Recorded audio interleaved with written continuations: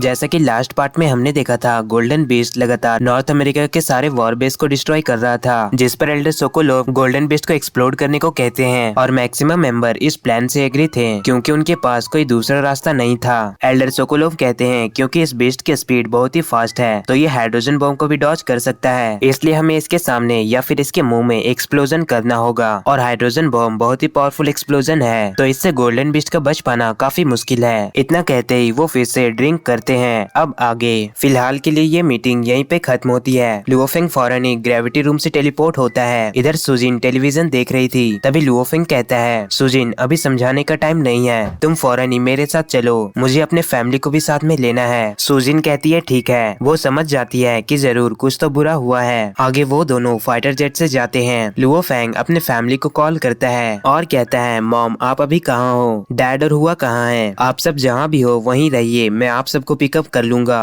और अभी समझाने का टाइम नहीं है, मैं बाद में बताऊंगा। इतना कहते ही लुओफेंग कॉल कट कर देता है। सुजिन भी घबराई हुई थी। वो पूछती है, लुओफेंग आखिर बात क्या है। लुओफेंग बताता है, डिजास्टर, हम सबको बहुत ही बड़े डिजास्टर का सामना करना होगा। अर्थ पे एक स्वेलिंग बीस्ट आया है, इवन कि मैं, होंग और मास्टर लीसन भी इसे हैंडल नहीं कर सकते। ये बहुत ही पावरफुल मॉन्स्टर है, काफी स्ट्रॉन्गेस्ट कैनन भी इस मॉन्स्टर का कुछ भी नहीं बिगाड़ सकी। अभी ये मॉन्स्टर अमेरिका के कई सारे बेसिस को डिस्ट्रॉय कर चुका है और इससे लाखों सोल्जर की जान जा चुकी है। ये सुनकर सुजिन शॉक हो जाती है। फिर लुओफेंग अपने फैमिली को पिकअप करता है और कम्युनिकेशन वॉच उसे सारी इन्फॉर्मेशन देती है कि यहाँ कई सारे आर्कोलॉजिकल रियून हैं। Ruin number 1 North Atlantic Bermuda sea में है। ये बहुत ही डेंजरस है, यहाँ कोई भी जाता है वो फौरन ही डिस्ट्रॉय हो जाता है, इसलिए अभी तक किसी भी ने इसे डिस्कवर नहीं किया है। रियून नंबर 2 रशिया के रेंगल आइलैंड में है। ये किसी स्पेसशिप का रिकेज है। ऐसे ही ऑलमोस्ट 31 रियून्स हैं। लुओफेंग बबाता से पूछता है, हमें किस रियून में जाना चाहिए। तुम किसी भी रियून में जा सकते हो, लेकिन भूलकर भी रियून नंबर 1 और रियून नंबर 31 में मत जाना क्योंकि ये बहुत ही खतरनाक रियून है। इन रियून में यूनिवर्स लेवल के फाइटर भी सरवाइव नहीं कर सकते।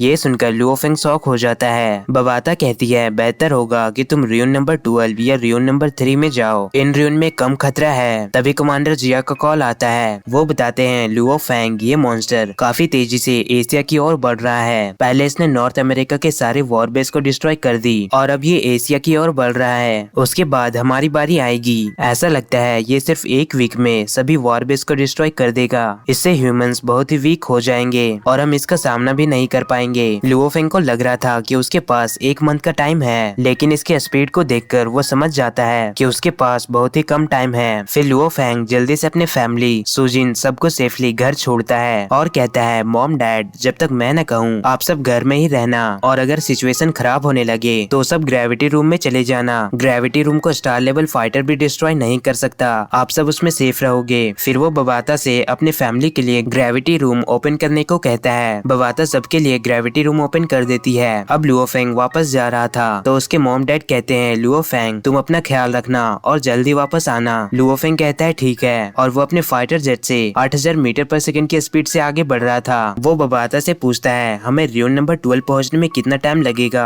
बबाता कहती है, इस स्पीड से हम 20 मिनट में रियून नंबर 12 पहुंच जाएंगे। पर तभी मास्टर होंग लुओफेंग को कॉल करते हैं और कहते हैं, लुओफेंग तुम्हें कुछ सेक्रीफाइस करना होगा। लुओफेंग बिना हेजिटेट होते हुए कहता है, मास्टर होंग बताइए मैं क्या हेल्प कर सकता हूँ। मास्टर होंग कहते हैं, जैसा कि हम सब न्यूक्लियर अटैक का प्लान किए थे तो हमें एटॉमिक बॉम्ब को कैरी करने के लिए एक फाइटर जेट चाहिए, क्योंकि मास्टर होंग और लुओफेंग के पास ट्रायंगुलर फाइटर जेट थी और बाकी कंट्रीज के पास डिस्क शेप फाइटर जेट है और मास्टर होंग अपना फाइटर जेट यूज नहीं कर सकते क्योंकि उनकी जेट सबसे यूनिक है। लुओफेंग समझ जाता है और फाइटर जेट से जंप करता है। फिर वो फ्लाइंग शटल से आगे जाने लगता है। इधर यूरोप, चाइना, रसिया सब मॉन्स्टर को किल करने के लिए टीम अप कर लिए थे। यूरोप 13 एटॉमिक बॉम्ब देता है, चाइना 5 और रसिया 8 और एक्सट्रीम मार्शल हॉल 2 एटॉमिक बॉम्ब देते हैं। फिर इन 18 एटॉमिक बॉम्ब को लुओफेंग के ट्रायंगुलर फाइटर जेट में सेट कर दिया जाता है। साथ ही रसिया 150 मेगाटन हाइड्रोजन बॉम्ब देता है, क्योंकि जाहिर सी बात है ये कैलेमिटी पूरी अर्थ को डिस्ट्रॉय कर सकती है। तो इस टाइम रसिया कुछ भी नहीं छुपाता है। फिर वो सभी ह्यूज मशीनरीज को होंग की प्रीहिस्टोरिक फाइटर जेट में रखकर नॉर्थ एशिया की ओर जाते हैं। टोटल 18 पावरफुल कैनन और 19 ट्रायंगुलर बैटलशिप थे और अब मॉन्स्टर को किल करने के लिए पूरी तैयारी हो चुकी थी। अमेरिका, रसिया, यूरोप, चाइना, इंडिया और 23 हेडक्वार्टर सिटीज साथ में HR एलायंस सभी सैटेलाइट से उन 19 बैटलशिप को देख रहे थे और ये रात का समय होता है। इधर लुओफेंग काफी तेजी से फ्लाइंग शटल से आगे बढ़ रहा था। साथ ही वो 19 वेपन को एक साथ कंट्रोल कर सकता है, इसलिए वो मल्टीटास्किंग करते हुए अपने कम्युनिकेटर वॉच में देखता है। स्क्रीन में हम देखते हैं फर्स्ट बैटल शिप एशिया की ओर बढ़ रही है और गोल्डन बीस्ट अभी भी काफी बुरी तरह बेस को डिस्ट्रॉय कर रहा था। बेस को डिस्ट्रॉय करने के बाद वो फ्लाई करने लगता है और जैसे ही गोल्डन बीस्ट अपना विंग फैलाता है, फर्स्ट ट्रायंगुलर बैटल शिप उसके करीब आ जाता है। उस मॉन्स्टर के सामने एटॉमिक बम एक्सप्लोड कर देती है। ये करीब 20,000 टन की एटॉमिक बम होगी। इधर लुओ फैंग कम्युनिकेशन वॉच में देखता है, उसे रात में ये एक्सप्लोजन एक छोटे सन जैसा दिखता है। इस एक्सप्लोजन से मॉन्स्टर के अराउंड काफी ह्यूज मशरूम क्लाउड बनती है और क्योंकि ये एक्सप्लोजन मॉन्स्टर से 100 मीटर की दूरी पे हुई थी तो इससे गोल्डन बीस्ट को कुछ भी नहीं होता है। पर तभी सेकेंड बैटल शिप भी मॉन्स्टर के करीब बढ़ती है। Golden beast second battle ship पे अटैक नहीं करता है और जैसे ही गोल्डन बीस्ट अपना विंग ओपन करता है, सेकेंड बैटल शिप भी एक्सप्लोड होता है और ये एक्सप्लोजन 50 मीटर की दूरी पे हुआ था। पर गोल्डन बीस्ट स्टार लेवल पे था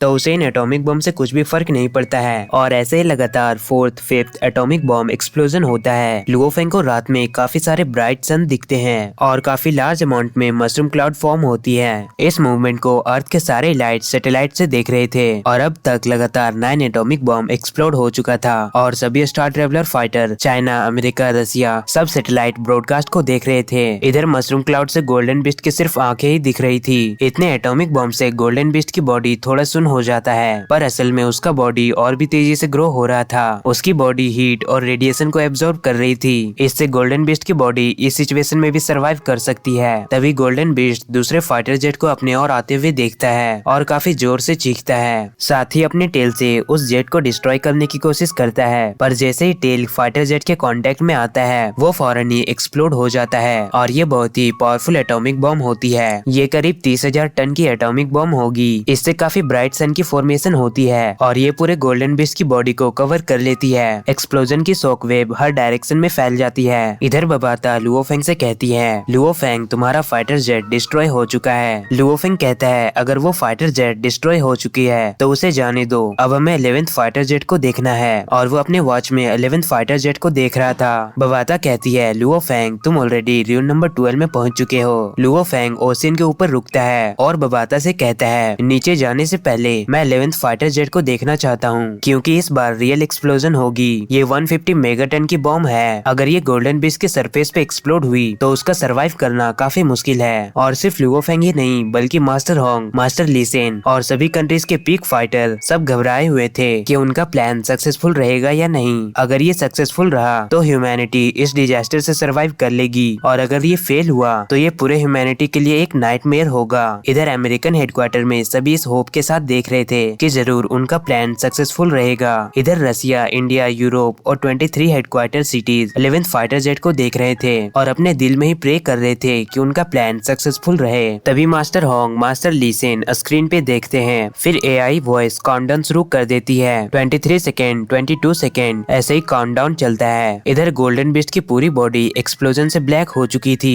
इवन की उसकी टेल पे एक्सप्लोजन का काफी बुरा इम्पैक्ट हुआ था, पर अभी भी उसका टेल मेटेलिक पावर को एब्जॉर्ब कर रहा था। Golden beast 11th fighter jet को देख लिया था। वो बहुत ही जोर से चीखता है और अब फाइटर जेट काफी तेजी से गोल्डन बीस्ट के स्टमक की ओर बढ़ रहा था। इस मूवमेंट में लुओ फैंग और बाकी सभी फाइटर काफी नर्वस थे और अब काउंटडाउन भी कंप्लीट होने वाला था। 2 सेकेंड और फाइनली 1 सेकेंड। जैसे ही फाइटर जेट गोल्डन बीस्ट से टकराती है, वहाँ बहुत ही पावरफुल एक्सप्लोजन होता है। ये हाइड्रोजन बॉम्ब 150 मेगाटन की थी। ये ह्यूमंस की सबसे पावरफुल वेपन है और जब गोल्डन बीस्ट इस एक्सप्लोजन को फेस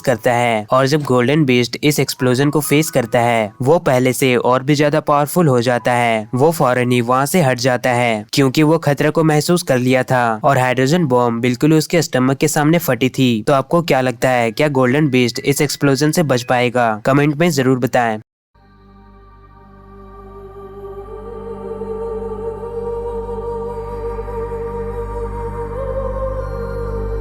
तो ये कहानी है असूले की, जो कि खुशहाल अपनी जिंदगी सूमा और अपने फैमिली के साथ बिता रहा था।